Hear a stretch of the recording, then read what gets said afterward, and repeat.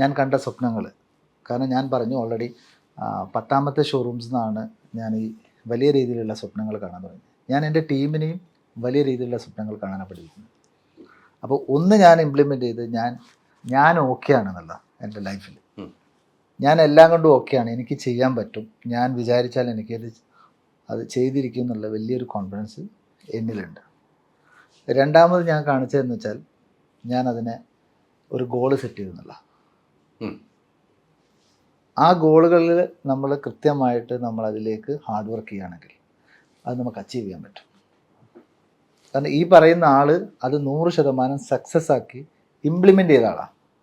ഞാൻ 10ാമത്തെ ഷോറൂമിൽ നിന്ന് 100ാമത്തെ ഷോറൂമിലേക്ക് ആ ഗോൾ സെറ്റ് ചെയ്തുകൊണ്ടാണ് എനിക്ക് ചെയ്യാൻ പറ്റിയത്. അതല്ലെങ്കിൽ ഞാൻ എന്ത് ചെയ്യില്ല, ഒരിക്കലും ഞാനത് ഒരു 20, 25 അല്ലെങ്കിൽ 30 ഷോറൂംസിൽ ചിലപ്പം നിന്നേക്കാം. അപ്പം ഞാൻ വലുതായിട്ട് സ്വപ്നങ്ങൾ കാണുന്നത് കൊണ്ട് ആ സ്വപ്നത്തിലേക്കുള്ള യാത്ര ഞാൻ നല്ല രീതിയിൽ അതിനെ പ്ലാൻ ചെയ്ത് അതൊരു ഗോളാക്കി അതിലേക്ക് ഹാർഡ് വർക്ക് ചെയ്ത സമയത്ത് എനിക്ക് എന്ത് ചെയ്ത് അത് സക്സസ് ആക്കാൻ പറ്റി. അതോടൊപ്പം തന്നെ ഞാൻ മൂന്നാമത് കാണിച്ചത് നേരത്തെ അതായത് ചോദിച്ചതുപോലെ ധൈര്യം കാണിച്ചു എന്നുള്ളതാണ്. എൻ്റെ ഇൻഡസ്ട്രിയിൽ അതായത് ഞാൻ നടത്തുന്ന ഏരിയയിൽ ഏറ്റവും കൂടുതൽ ഇന്ത്യയിൽ ഇപ്പം റിലയൻസ് ക്രോം ഒഴിച്ചാൽ ഏറ്റവും കൂടുതൽ ധൈര്യം കാണിച്ച ഒരാളാണ്.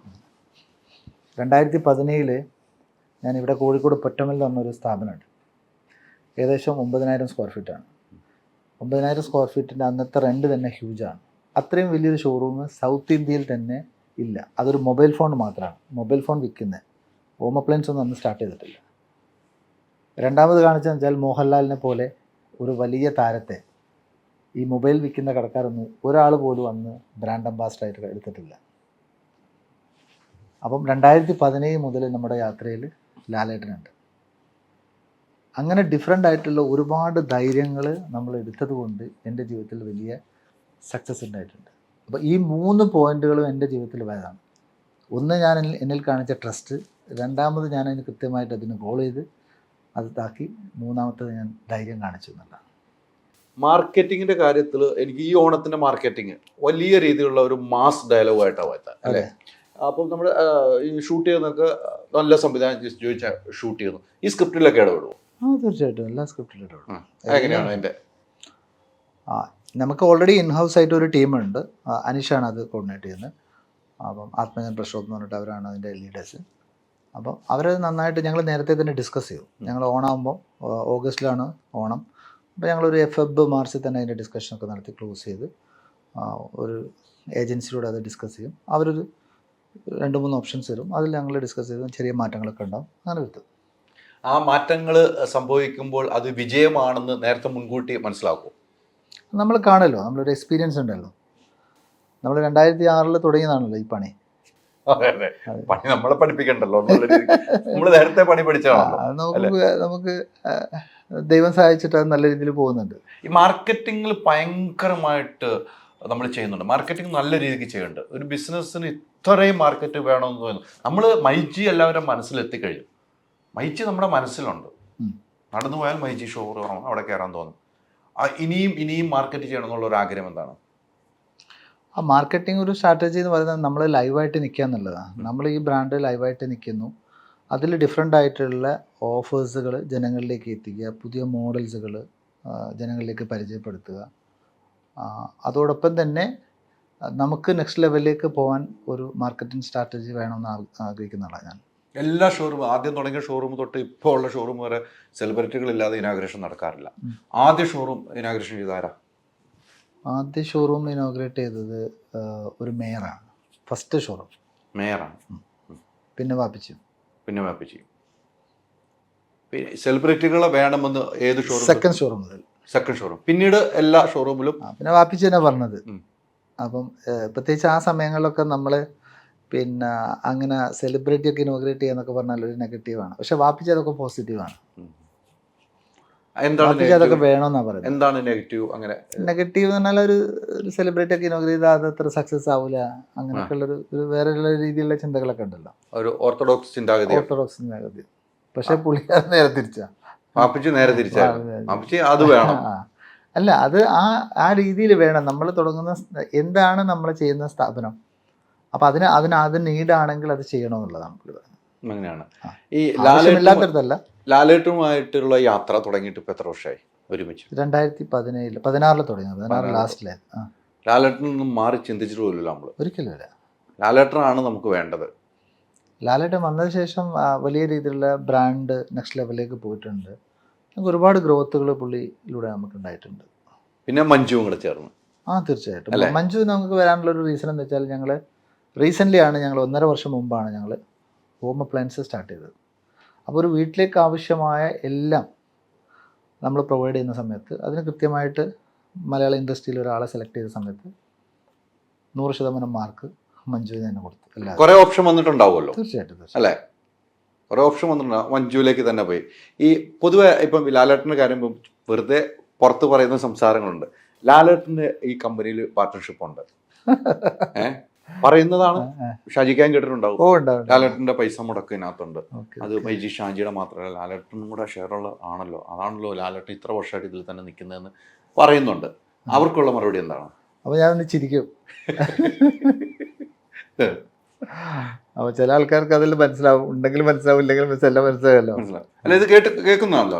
എൻ്റെ അടുത്തും ചോദിച്ചു, ഞാൻ ഇപ്പൊ ഷാജിക്കായിട്ട് ഇത്ര അടുത്തേക്കും എന്നോട് ലാലേട്ടൻ്റെ ഷെയർ ഉണ്ടല്ലോ അല്ലേ? ലാലേട്ടനും അറിയാം, ലാലേട്ടനും അറിയാം. അപ്പൊ ഞാനും ഈ പറഞ്ഞ പോലെ എന്റെ അറിവില്ല, ഞാനും ഈ ചിരിച്ച് കാണിക്കാറുണ്ട്. അതെ, ഇതുപോലെ ഞങ്ങൾ കൃത്യമായും പുള്ളിയുടെ റെമുനറേഷൻ ഒക്കെ കറക്റ്റ് ആയിട്ട് കൊടുക്കുന്നുണ്ട്. അത് കണക്കിൽ കാണാലോ, കൃത്യമായിട്ട് കൊടുക്കുന്നുണ്ടല്ലോ. അല്ല ഇങ്ങനെ പക്ഷെ പുള്ളി ഒരുപാട് നമുക്ക് 2 പേരും നമുക്ക് ഒരുപാട് സപ്പോർട്ട് ചെയ്തിട്ടുണ്ട്. ഒരുപാട് സപ്പോർട്ട് ചെയ്തു.